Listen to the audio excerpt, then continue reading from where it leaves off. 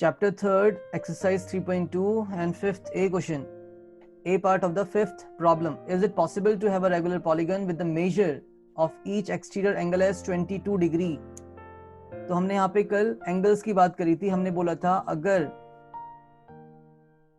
क्या हो पा रहा है, साइड्स निकल के आ पा रही हैं प्रॉपर तरीके से होल नंबर्स पे, तो हम बोल पाएंगे कि हाँ हमारा पॉलीगन पॉसिबल होगा, अदरवाइज नहीं होगा. फॉर एग्जाम्पल हमने n निकाला था.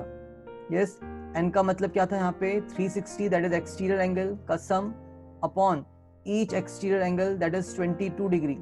और जब हमने कैंसिल करना की कोशिश करा था इसको, तो 2 से तो हो गया था ये, बट इसके फर्दर ये सॉल्व नहीं हो पा रहा था. तो हमारी साइड्स, हमने बोला था sides can't be a fraction, sides हमारी फ्रैक्शन नहीं हो सकती हैं. ये हमारा कल का लॉजिक था. तो अगर हम इसको नहीं करना चाहते हैं तो हम कैसे कर सकते हैं, देखते हैं.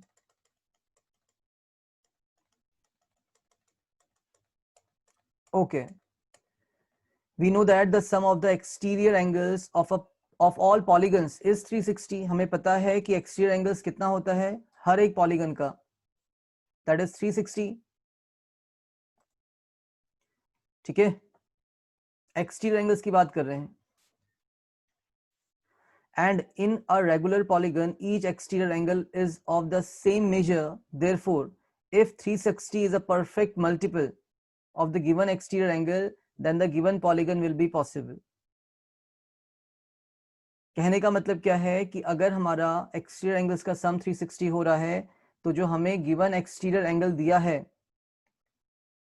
वो भी क्या होना चाहिए, परफेक्ट मल्टीपल होना चाहिए. किसका? 360 का. अगर ऐसा है तो ठीक है, नहीं है तो it is not possible, the polygon is not possible. कैसे? अगेन हमारा सबसे इजी है इक्विलेटरल ट्रायंगल, उसको हम देखेंगे. ठीक है, the easiest one is equilateral triangle. तो यहाँ पे कितना बनेगा इसका? 120, सब 120 बनेगा. और एक और मैं देख लेता हूँ अपना स्क्वायर या रेक्टेंगल. इंटीरियर कितना होता है? 90, तो बाहर भी 90 ही बनता है, सब में 90 बनेगा. तो मैं क्या बोल सकता हूँ यहाँ पे कि जो 120 है वो 3 टाइम्स होगा ना 360 के. 120 into 3 will be 360, 12 3 36. ऐसे 90 कितने टाइम्स होगा? 4 टाइम्स होगा 360 के. बट क्या हमारा यहाँ पे 22 डिग्री जो था वो क्या मल्टीपल होगा किसका? 360 का.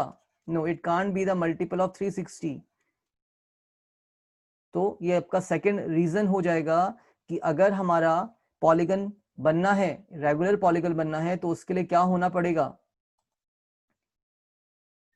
उसके लिए आपका जो गिवन एक्सटीरियर एंगल है उसको मल्टीपल होना पड़ेगा किसका? 360 का. That must be a multiple of 360. Simple सा रीजन है, देख लेंगे इसको, लिख लेंगे इसको. इसी तरीके से हमारा इसका सेकंड पार्ट भी था. सेकंड पार्ट क्या है इसका, देखते हैं. बी पार्ट, इंटीरियर एंगल 22 दिया था, तो हमने एक्सटीरियर एंगल निकाल लिया 158, है ना. निकाल कैसे सकते हैं? 180 माइनस 22 दैट इज 158. अब क्या 158 360 का मल्टीपल हो सकता है? You can divide.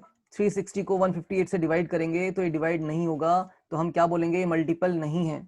सिंपल सा रीजन है, such a polygon is not possible as 360 is not a perfect multiple of 158. 360 क्या नहीं है? 158 का मल्टीपल नहीं हो रहा है. That is the reason for the B part. 6th A. Now the question is 6th A. Now what is the question?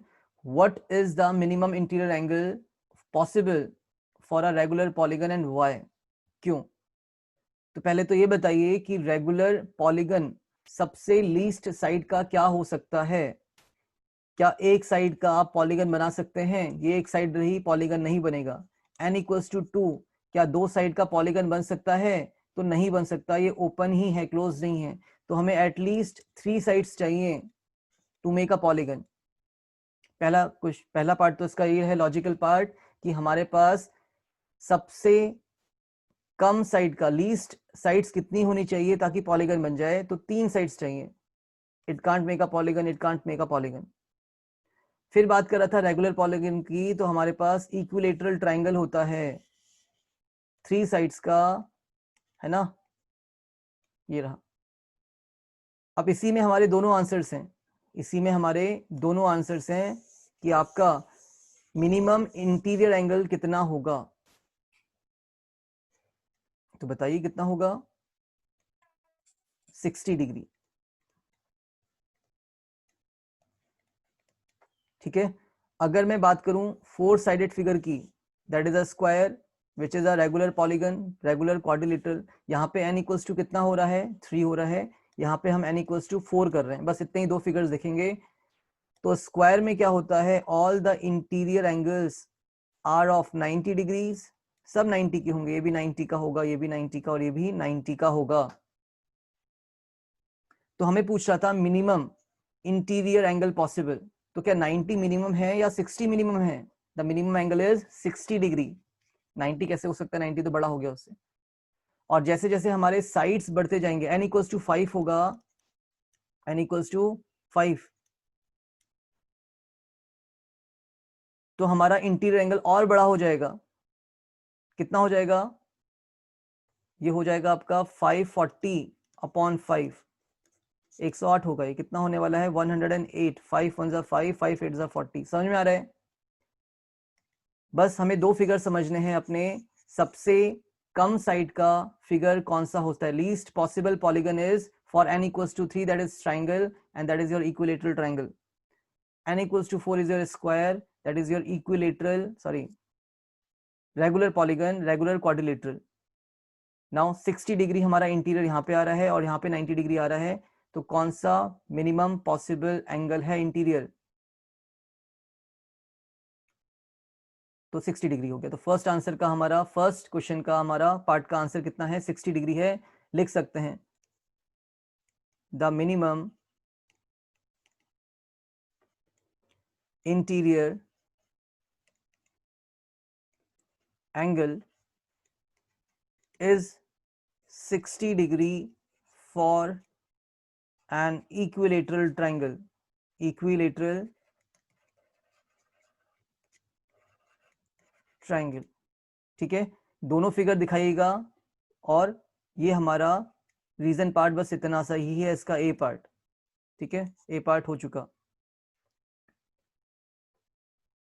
Minimum interior angle है 60 degree for an equilateral triangle. अब हम बात करेंगे किसकी? एक्सटीरियर एंगल की, because second part में बोल रहा है मिनिमम एक्सटीरियर एंगल. तो फिगर हमारे सेम ही रहेंगे. अब देखो, अगर मेरा इंटीरियर एंगल 60 है तो एक्सटीरियर एंगल कितना होगा? दोनों का सम 180 होता है, तो ये 120 होगा भाई, नो डाउट. ऐसे ही यहाँ पे अगर आप देखेंगे तो यहाँ पे भी आपका एक्सटीरियर एंगल कितना होगा? 120 होगा. और यहाँ पे भी एक्सटीरियर एंगल कितना होगा? That is 120 degree. अगर मैं स्क्वायर की बात करूं तो स्क्वायर अंदर 90 है तो बाहर भी कितना होगा? 90 होगा. तो इसके हर एक एंगल्स 90 डिग्री के होंगे, दैट इज एक्सटीरियर एंगल. कोई डाउट होना चाहिए नहीं यहाँ पे आप लोगों को. तो देखिए, मैक्सिमम एक्सटीरियर एंगल पॉसिबल बोल रहा है, तो सबसे लीस्ट साइड का हमारा रेगुलर पॉलीगन इक्विलेटरल ट्रायंगल होता है. और उसमें कितना आ गया हमारे पास? 120 आ गया है. फिर हम बढ़ाएंगे अपने नंबर ऑफ साइड्स. जब हमने 4 करे तो हमारे को स्क्वायर मिला है, और स्क्वायर में एक्सटीरियर एंगल कितना आ रहा है? 90 आ रहा है. ऐसे ही बढ़ेंगे. अगर n इक्वल्स टू 5 हम करेंगे, अगर हम पेंटागन बनाएंगे तो उसमें एक्सटीरियर एंगल कितना आएगा? 108. और 180 को माइनस कर देंगे, दैट इज योर 72. और कम हो जाएगा. पहले 120 था, फिर 90 बना, और फिर और कम हो जाएगा, दैट इज 70. तो हमें दो ही फिगर समझने हैं, बाकी फिगर्स नहीं देख रहे हैं हम. दो ही फिगर में हमारा एक्सप्लेनेशन हो जाता है. तो जैसे जैसे हम साइड्स बढ़ा रहे हैं, हमारा एक्सटीरियर एंगल क्या हो रहा है? कम हो रहा है. सो बी पार्ट का आंसर क्या? The maximum exterior angle is कितना?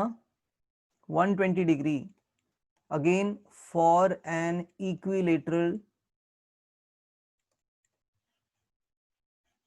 ट्राइंगल। तो ये हमारे दोनों पार्ट के आंसर हैं। आई होप आप लोगों को समझ में आया होगा कैसे करना है। नोट करिए, आगे बढ़ते हैं।